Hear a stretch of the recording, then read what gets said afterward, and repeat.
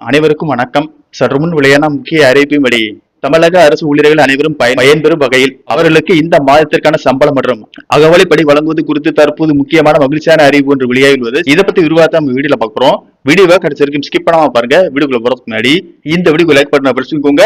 உங்களுக்கு மத்திய மாநில அரசின் சலுகைகளை உடனுக்குடன் துல்லியமாக தெரிஞ்சுக்கணும்னா இந்த சேனலை சப்ஸ்கிரைப் பண்ணிக்கோங்க. வாங்க வீடியோக்குள்ள போகலாம். தமிழக அரசு ஊழியர்கள் மற்றும் ஆசிரியர்கள் மாநில நிர்வாகத்தின் மிக முக்கியமான தூண்களாக விளங்குகிறார்கள். தமிழ்நாட்டில் சுமார் 9 லட்சத்திற்கும் மேற்பட்ட அரசு ஊழியர்கள் மற்றும் ஆசிரியர்களும் அவர்களுக்கு இணையான 7 லட்சத்திற்கும் மேற்பட்ட ஓய்வூதியதாரர்களும் உள்ளனர். இந்நிலையில் அரசு ஊழியர்கள் மற்றும் ஆசிரியர்களுக்கு மாதந்தோறும் கடைசி நாளில் வங்கிக் கணக்கில் சம்பளம் கிரெடிட் ஆகிவிடும்.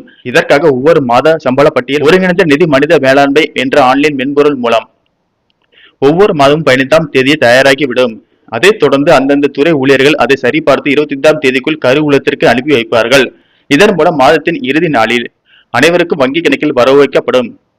ஆனால் நடப்பு மே மாதத்தில் கடந்த 22ஆம் தேதி கடந்தும் இந்த மென்பொருளில் சம்பள பட்டியலை பதிவேற்றம் செய்ய முடியாத நிலை ஏற்பட்டது. இதனால் ஒட்டுமொத்த ஊதிய விவரங்களையும் கருவூலத்திற்கு அனுப்புவதில் சிக்கல் ஏற்பட்டது.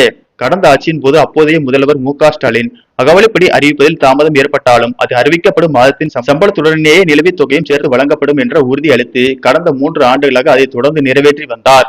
தற்போதைய புதிய அரசும் 2% அகவலைப்படி அறிவித்து விட்டாலும் தொழில்நுட்ப கோளாறு காரணமாக அதனை ஊழியர்களுக்கு கொண்டு சேர்க்க முடியாத இக்கட்டான சூழல் நிலவியது. அகவலைப்படி உயர்வை மட்டுமல்ல மாத ஊதியத்தையும் பெறுவதிலும் சிக்கல் நிலவியது.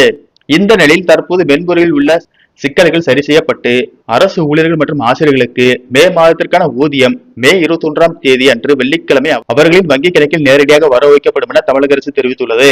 மேலும் அரசு அறிவித்த வரி உயர்த்தப்பட்ட 2% கூடுதல் அகவலைப்படியுடன் இந்த மாத சம்பளம் கணக்கிடப்பட்டுள்ளது.